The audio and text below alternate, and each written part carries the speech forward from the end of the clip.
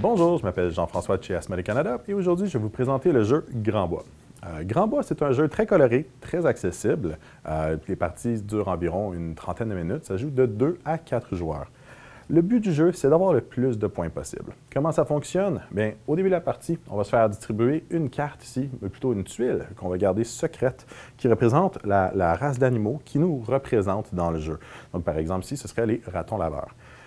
Et le but pour moi, en tant que raton laveur, ce serait d'avoir le plus de tuiles possible avec des ratons laveurs sur le plateau à la fin de la partie.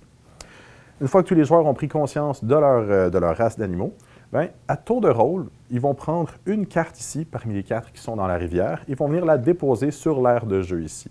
Quand on commence la partie, il y a seulement la tuile avec les 4 clairières qui est disponible.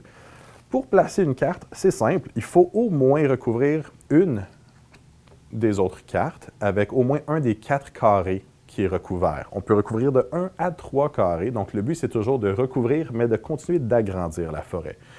Et les règles supplémentaires pour ça, c'est qu'il faut toujours recouvrir des tuiles avec quelque chose de plus fort que ce qu'il y a en dessous.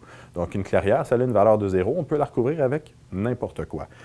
Et si on regarde une carte ici, bien sur la carte, il va y avoir différentes catégories d'animaux en différentes quantités. Donc par exemple, si j'ai une tuile avec 3 ratons, j'ai 2 avec une grenouille sur chacune et j'ai un ours. Donc les animaux vont de 1 à 4. Et l'ours, lui, c'est essentiellement un joker. Il va par-dessus n'importe quoi, sauf une tuile sur laquelle on a remis une tour. On y revient un peu plus tard. Et on ne peut jamais recouvrir un ours. Il faut toujours que le chiffre soit supérieur. Donc, je ne peux pas recouvrir un 3 avec un autre 3, par exemple. Donc, par exemple, si je pourrais venir déposer ma tuile et j'aurais 3 ratons en jeu. On remplit la rivière et le prochain joueur va prendre son tour. On continue comme ça, à prendre notre tour, à continuer de recouvrir les tuiles qui sont déjà présentes. Et une fois qu'il n'y a plus de cartes, on fait le décompte et on regarde qui a le plus de points. Comme je disais, il y a des tours qui sont disponibles.